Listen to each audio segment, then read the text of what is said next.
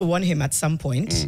Obviously not a conversation for today, but going back to the SDGs, there's a time that there was such an intentional push towards achieving the SDGs. Somewhere along the way, the momentum in around 2021 dipped significantly, and it ended up affecting various programs, because it all comes down to the spirit of what you believe in and what you prioritize. So because he kind of birthed that and stewarded us in that direction, really important. People think it's an extremely technical conversation that is very exclusionary, but it's literally about the goals that are supposed to make our lives functional and have our lives give us access to basic rights. So I'd really be curious to ask him, how do we get back that confidence and momentum in achieving SDGs? Because I think falling off the track has also led us into this strange kind of circle of bare minimum. Right. The SDGs forced you to step up. And forced you. I'm saying as if they come in the past. Yeah. But do we have a timeline for the SDGs? No. And then there's also they talk about 2030. 2030 seems to be quite a milestone thing.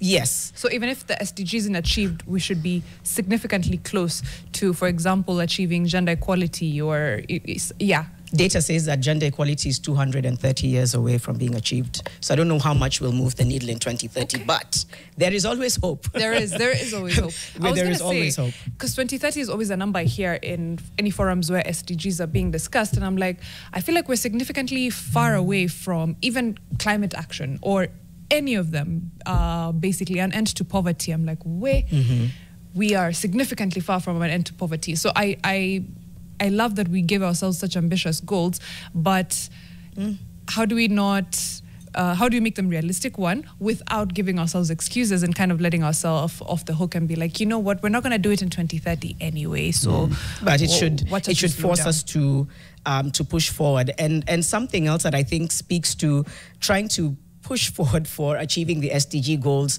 working with young people to do that, is a pretty troubling article in the Daily Nation on page 10. It talks about new Nacada report reveals drug abuse crisis in varsities.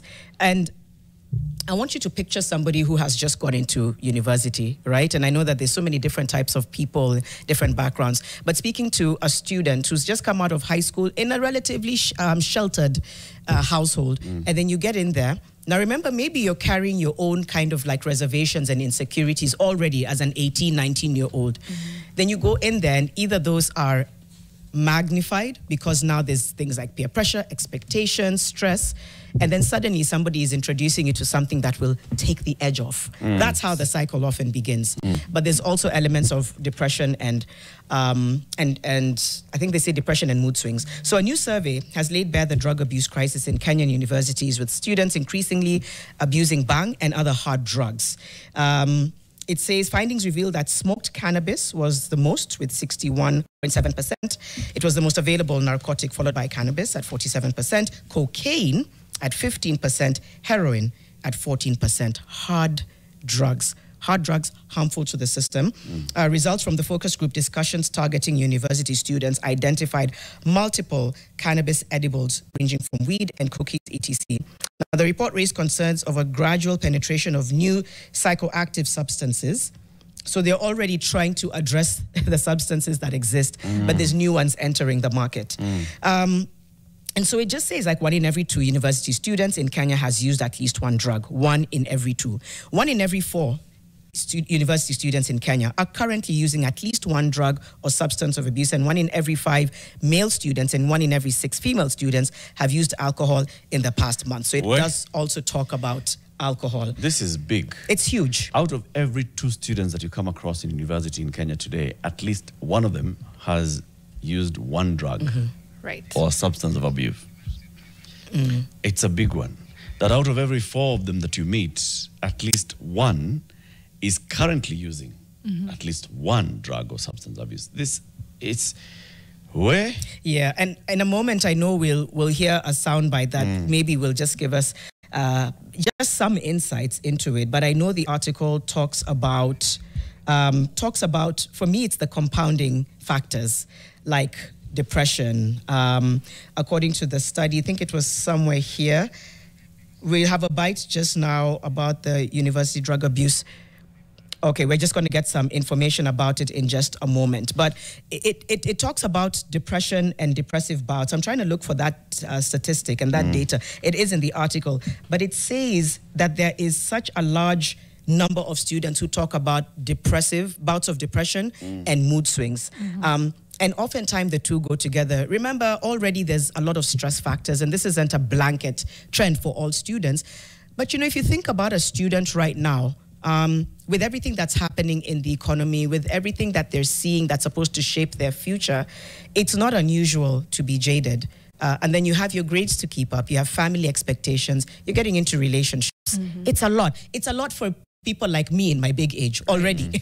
This is a young person, right? And then we're not really thinking about the mental, just a space for conversations that kind of dig deep into what is going on with us. In campuses that I've gone to previously just to talk with students, they'll usually come to you after. They don't like the very formal sessions, panel, and then the students, and they're just like rolling their eyes and saying like, when will this be over? But it's afterwards that they come and tell you, we want to tell you exactly what we're dealing with. We're dealing with sometimes lecturers who try to compromise us, and this is male and female students. They talk about, I have a friend who's in an abusive relationship and now he's dealing with depression. They talk about killings. The issues are so huge. Is there a correlation between that and substance abuse? Sometimes is it just experimenting and then you get addicted? All I'm saying is we're going to need to go into preventative.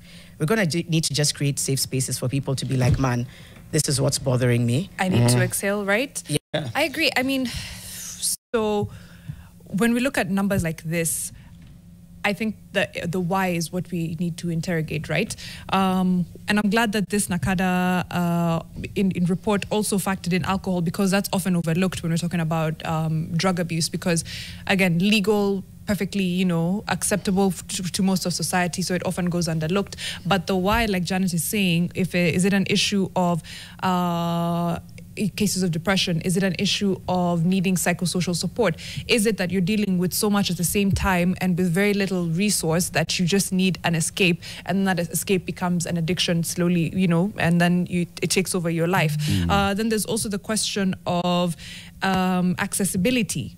The fact that our campuses are open places where people come to open their minds, quite literally, and that might sometimes look like experimenting with drugs, right? Then how do you get to a place where you can be an open place in an open society, but that doesn't also chastise people for being experimental, but also doesn't have high rates of addiction to things like this? I feel like there's so many many moving parts, many balls in the air. Let's play this clip. It has 4 people who are going to speak, 5. One is John Mutiati, who's the Director of Research, Standards and Licensing at Nacada.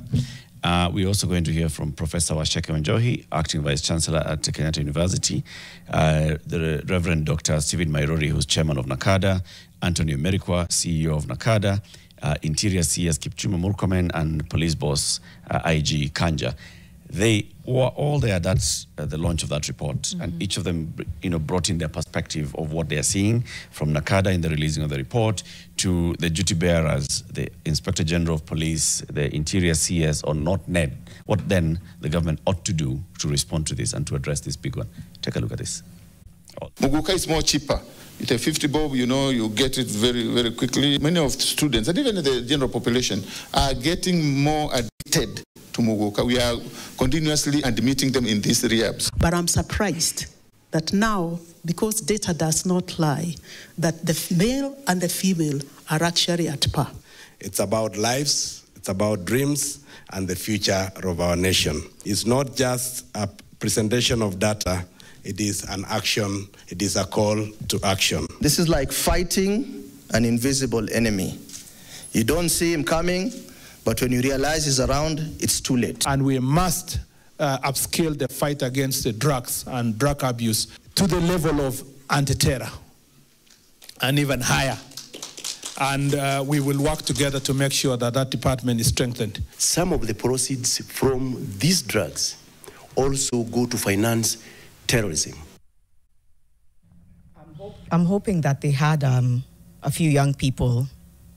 You know, when you're going to launch a report like that, invite young people in the room. I know some of them might feel like, I don't want to be targeted for speaking on behalf of, but please always just integrate young people's views, because they're living it. They are. They're the ones living it. But I feel like when this is already your approach, right? We will fight these, no. We will.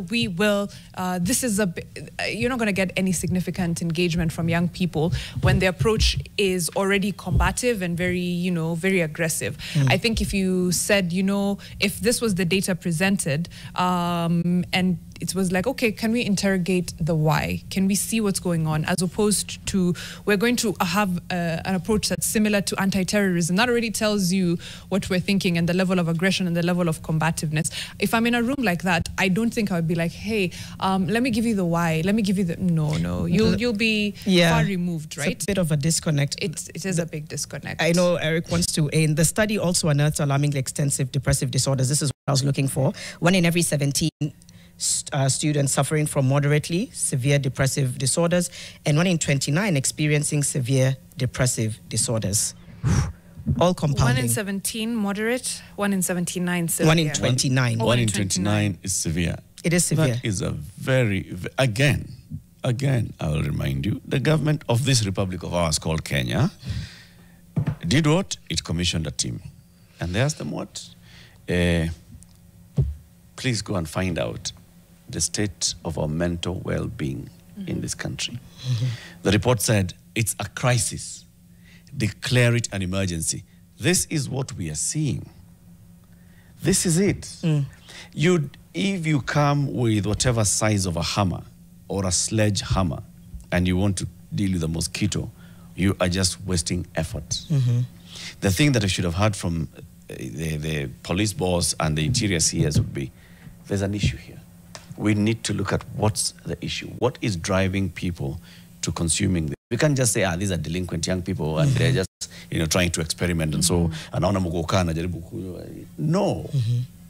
And even if it is, then it is exacerbating something else that's going on with them. True. And that's how they become easily hooked. Unless we address the health issue around substance use and abuse, we are not going far. Agreed. It's not about these people, the proceeds of drug are then used to finance terrorism. Okay, yes, that's okay. Be that as it may, let's talk about those who are using it. Why are they getting it? Why are they getting so hooked in it? Right.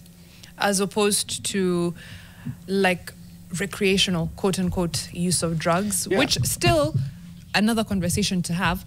But this is quite serious when we're talking about substance abuse, as opposed misuse, abuse, etc. And Eric is right. If we don't interrogate how we got here and what these numbers mean for us and where they're coming from, which is more a mental health perspective, then it'll be hammer for mosquito, and then we get nowhere. We've seen it happen in the past with bans. If you don't address why people are using the drug, then they'll continue finding ways, whether it's backdoor, etc. In places where, if you make alcohol more expensive, people resort to cheaper alcohol. They don't drink less, they just resort to cheaper alcohol, or they compromise quality, or they go to illicit alcohol, right? Yeah. Then your nation's health is even more at stake than it was before. So if we don't address the why are we drinking this much, why are we using this many drugs, we end up nowhere, I think. And again, this is universities. I don't think the situation is that different for the population at large, because people have to say young people. Please, let's be honest with ourselves. It quite possibly is a nationwide crisis, something that needs to be addressed from all levels. It is not just students. It is students and their teachers and their parents and the community at large. Yeah.